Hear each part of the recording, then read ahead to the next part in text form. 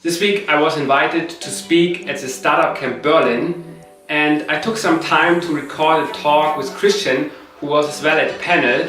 And Christian is a co-founder of nebenan.de, MyVideo, iLove and eDarling, and he as well invested in over 70 startups and has lots of learnings and knowledge about the whole German startup scene.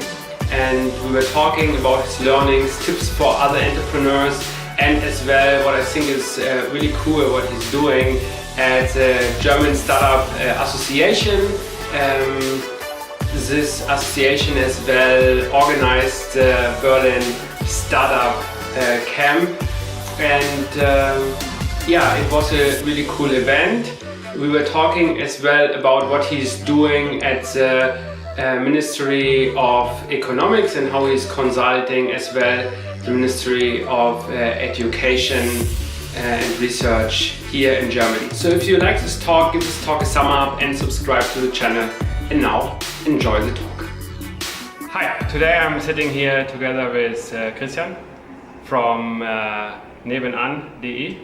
And Christian as well founded eDarling and lots of other companies. And you as well angel investor in different great companies here in Berlin, and one of the first outside investors of ResearchGate.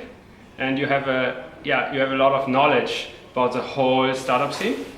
And maybe you tell us a little bit what you're doing currently and maybe some tips for entrepreneurs. So I started working in this space in '99 and decided that digitalization is going to create a lot of opportunities for entrepreneurs, so I wanted to be part. And so nebenan.de now is my fourth company I'm doing. And what we do is we build the platform for neighborly interaction. So we connect you to your neighbors in a social network, available both online and as mobile app. We make sure that only residents can actually sign up to their neighborhood. Full clear names and verified addresses. That creates a trusted, secure space where you know that outsiders cannot take part, and it leads to neighbors actually starting to help each other, share things, give away things for free, ask for help, start jogging groups, young parents with kids groups, all kinds of social groups, because we believe that a lot of things can be done much quicker, cheaper, with less resources, and more spontaneously in your hyperlocal community. And we want to reinvigorate hyperlocal communities again. And on building these four companies, what are the, let's say, three most important things you learned there, and some tips for an entrepreneur? Well, it's a big topic. My main advice to anybody who wants to start, who has an idea and wants to start, is basically it's very important to not fall into love with the idea as a theoretical thing in your head, but really to start sharing it with the world, talk to many people about it, and get real market feedback. And I don't mean doing a survey where you describe your idea and then ask people, would you buy this or do you like this? That is pretty worthless. What you need to do is you need to get a real market feedback, and that can be done by building a prototype. So one step before building a prototype, the prototype costs time and money, and you can actually save the time and money by thinking about how can I prototype my idea. So I advise you to go to prototyping.org and think about how does a good prototype look like. Examples of prototypes are, the most famous one in my opinion is Elon Musk. When he thought about is electric cars a market or not, he could have asked people, would you buy an electric car if it costs this and that much? But that information, how many people say yes, is not very valuable. What he did is, he said, well, building a prototype of an electric car, very expensive, so let's prototype this I tell people this is the Lotus Elise, a car that exists today. You can sit in it, you can look at it, you can go to the dealer. I will electrify this, put an electric engine and battery in it. And if you want to own this in 2 years, when I'm gonna start shipping, you have to make a down payment today of $5,000 to be on the waiting list. And the earlier you do it, the higher up in the waiting list you are. And so many people did this that he learned that there's demand. He saved money and time on building a prototype. And he actually had working capital he could work with. So that kind of thing is what you need to do when you have an idea and are unsure whether people are going to use it or not. And then the next step, if your prototype is successful, the next step is to build a prototype. And there I advise you to, don't lock yourself into a room with your team and build the perfect product, but you really need to be paranoid. Like, speed is of the essence, and also you want to get live as soon as possible, because your learning curve really only starts once you're live, because only then real users use your product. You can observe how they use it. Maybe they use it for a completely different use case than you had in mind, and that's where the learning curve, the learning actually starts.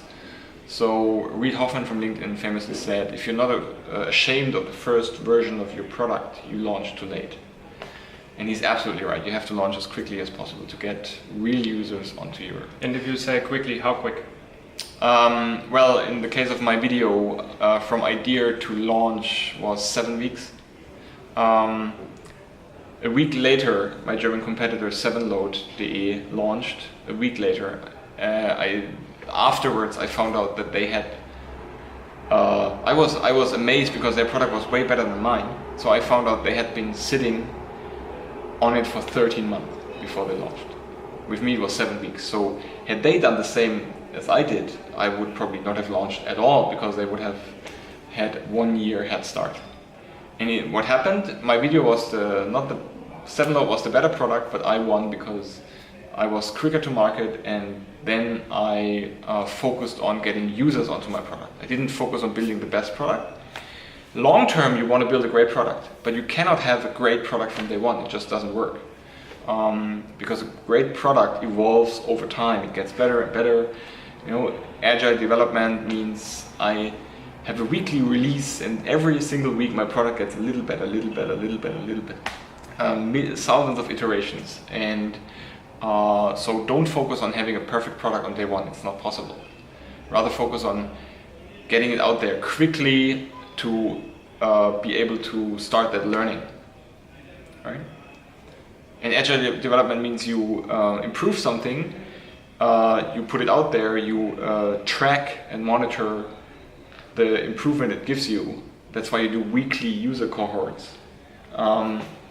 So you're actually able to say, okay, in this week, in this release, I did something right, because the cohorts that registered after that release look much healthier. They come back much more often, they use it much better. So you need to monitor everything in weekly user cohorts and over time. And the famous waterfall diagrams. And and that's the, put it out there, measure, learn, improve, put it out there in this cycle over and over again.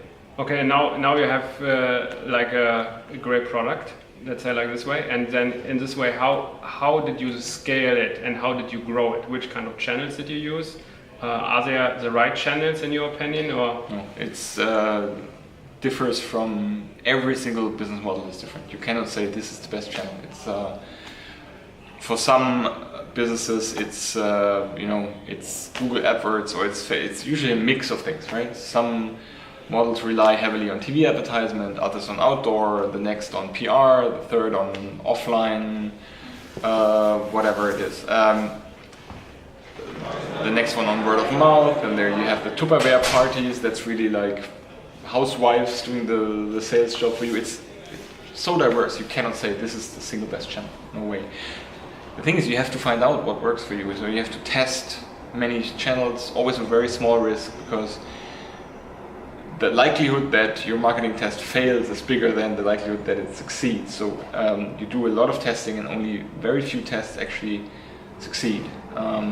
So spend your money very wisely, keep your money together in the beginning, bootstrapping as long as possible, keep your burn rate low.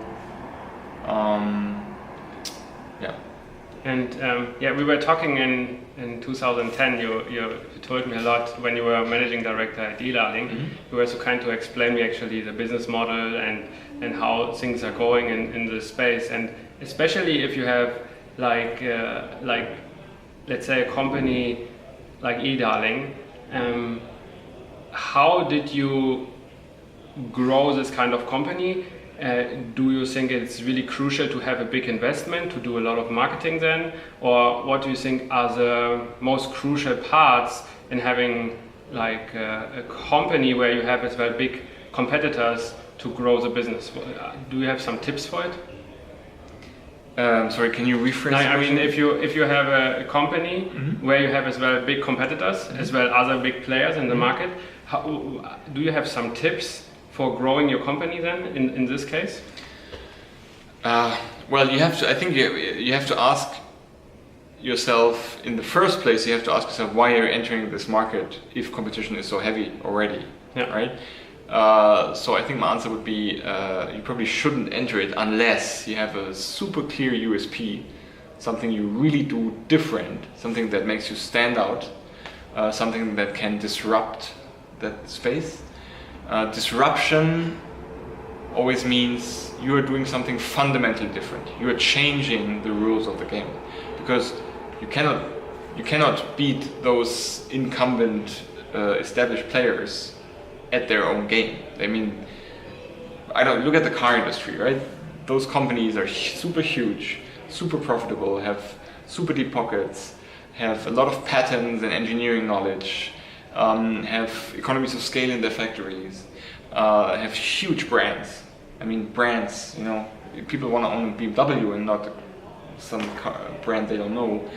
They have huge dealerships. They have so many things that makes it super difficult to break into this market.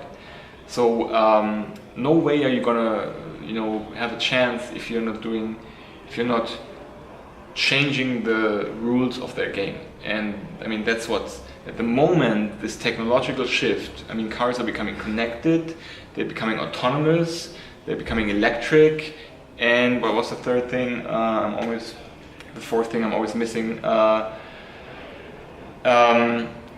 Well, shared. I think there was, like, you know, people start to share cars and not own them anymore. So 4 fundamental shifts in that market, and that creates the situation where, well, the rules of the game are going to change. Software, for example, is going to become much more important long term than the hardware, and that's where you have a chance to enter a market. If not, then, you know.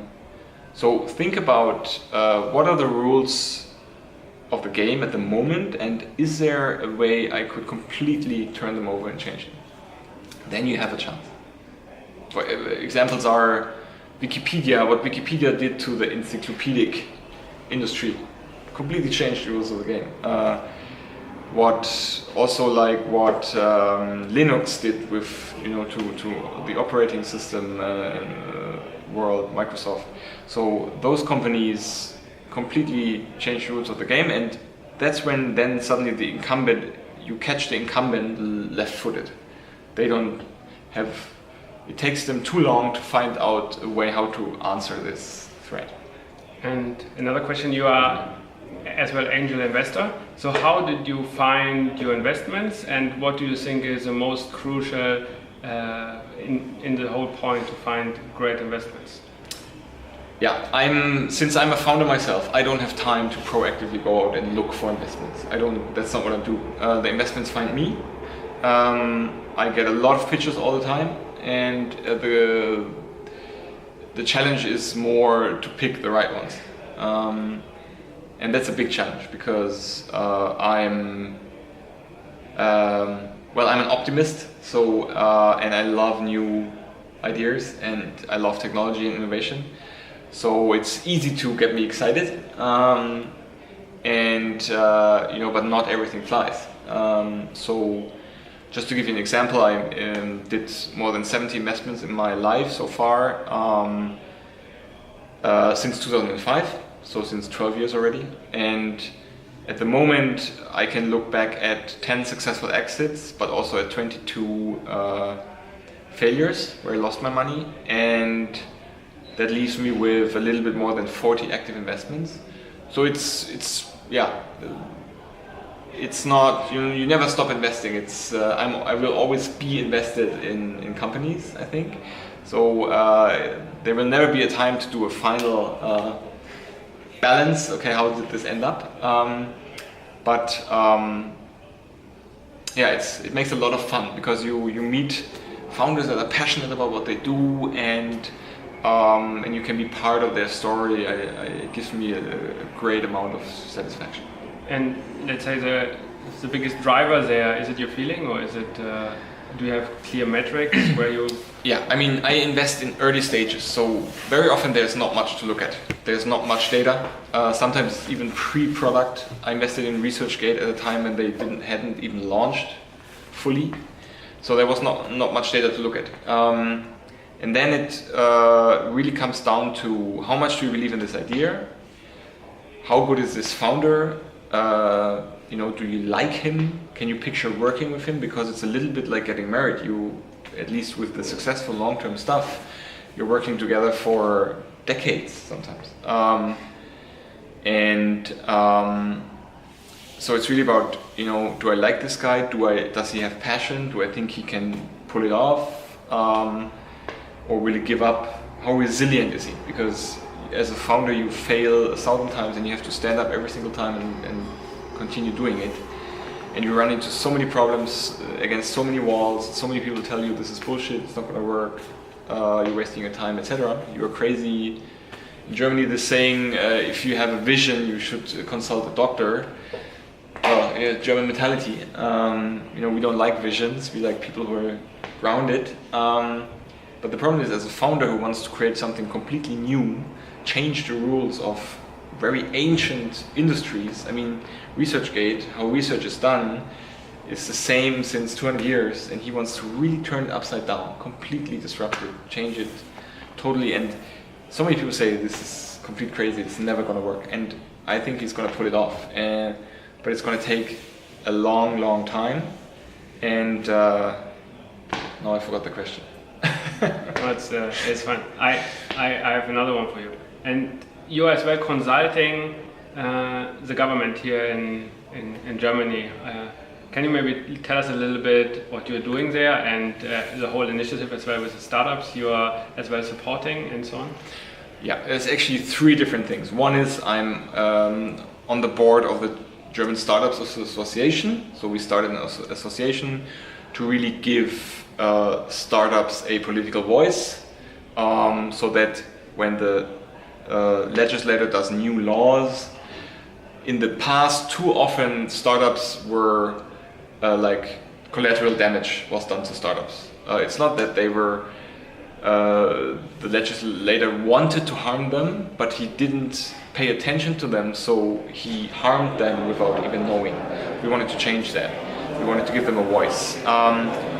The second thing I'm doing, I'm on the Beirat Junge Digitale Wirtschaft in the German Ministry of Economics, so advising on startups, innovation, young economy. And the third thing I'm doing is I'm part of the high-tech forum in the German Education and Research Ministry. And that is something pretty unique to Germany, that in Germany we have a very peculiar thing in Germany, that research is not only done in companies and at the university, but research is also done in state-funded organizations like Max Planck, Fraunhofer, Helmholtz, and Leibniz Institute. So we have 4 of them. They have a very big budget. So this is fundamental science, Grundlagenforschung. And this system has its challenges, but it has proven to be very successful in general over the long horizon. And so, which means the government spends quite a lot of money on it and wants to evaluate the success and also wants to strategically say, okay, where do we develop this? Where do we go from here in terms of research? So the state comes up with a high-tech strategy and invites all kinds of players. Of course, a lot of players from the research itself, but also players from the industry and from civil society. And so I'm there a little bit as civil society and a little bit as the startup innovation guy in that form. And my last question now regarding what we talked a little bit earlier today about exits. So we were discussing when is the right time to exit. Is it even good to exit? Should you bootstrap? When should you sell something? Maybe you can give us a little bit tips out of your experience on this. Yeah, I mean, it's maybe today I was a bit too negative about exit. It's not that exit is in itself a bad thing. I mean, exit means a liquidity cash event. That means that money can be reinvested into new stuff, right? Thing is, what I criticize is that there are still too many founders, especially in Germany, who are not doing this because they really want to solve a problem. But they want to do it because they want to sell a company eventually and get rich, right? And of course, if you're successful, it's totally okay that you make money, but that shouldn't be your primary driver, right? I think it's just it becomes very weak. Like as soon as you run into problems, those founders then start thinking, well, maybe I should be doing this other idea because maybe my chances of getting rich are higher. And that's the problem. It doesn't create the resilience you need. Like again, my example, Iyad from ResearchGate, he doesn't care about exit. He wants to get this. He wants to change science. And if an exit helps him on the way to change science, he would do an exit. If not, he doesn't. That's not the point. It's like what he wants to do is see this vision become reality on a big scale and really have an impact and create something that people will remember after he died, to put it very bluntly, and make the famous little dent in the universe. And that's what we need more. We need more founders who have that ambition and that drive, and who start with the why. Why I'm doing this, right? And if the answer is to become rich, well, maybe they should become investment bankers instead. But now again, if you take as well money from a venture capitalist, and then these people, I mean, in general, there is as well one intention to give a Series A, to give a Series B, to give a Series C or whatever. So the final intention from the investors will as well, they need to perform as well. And of course. But look, that's no contradiction at all. I mean, look at Facebook, Amazon, Apple. They all had an IPO, which was an exit for the investors, but not for themselves. The founders stayed on board. Can you picture Mark Zuckerberg selling all his Facebook shares tomorrow? You can't. Can you picture Jeff Bezos? He's now selling. He said, I'm going to sell 1 billion a year to invest it into my space startup, which is great. But he owns 70 billion of Amazon stock, so it's only a small part, right? Like the investors, if you're successful, it's no problem. You either pay a huge dividend, or you do a management buyout, or you do an IPO, and your investors can sell. Some investors might stay on board, others will sell. That's the good thing about business angel. A venture capital fund raises money in his fund and then has around 7 to 10 years to pay it back. So he eventually becomes impatient at one point. He needs to have an exit. As a business angel, I ride this horse, and if it runs and becomes bigger and bigger and more successful for 25 years, I sit on this horse for 25 years. I don't care. My money works for me. I'm in love with this idea, with this founder. I don't need an exit. I'm not responsible to anybody, and that freedom is priceless. Good. So with exit, you mean exit to like an acquisition to another company. You don't mean IPO. I mean, no, an exit depends on, like, as I said, an IPO is an exit for the investor who sells the shares in the IPO or after a certain hold-up period. So, which means the Facebook IPO, for Mark Zuckerberg, it was not an exit. Yeah. For many of his investors, it was an exit, and everyone is happy, right? And Mark Zuckerberg, then before the IPO, he actually made sure that a lot of the small angels transferred their voting rights to him, so he would kind of stay in charge and have more control. Because if you own 0.2% of Facebook, the voting rights are not that important, right? You can't have an impact with those voting rights anyway. And for Mark Zuckerberg, of course, it makes a lot of sense to continue at the steering wheel. I think that's really important point to have the control still as a founder, to not give it over. Yeah, thanks a lot for giving this talk. You're welcome. And see you next time. Bye. All the best.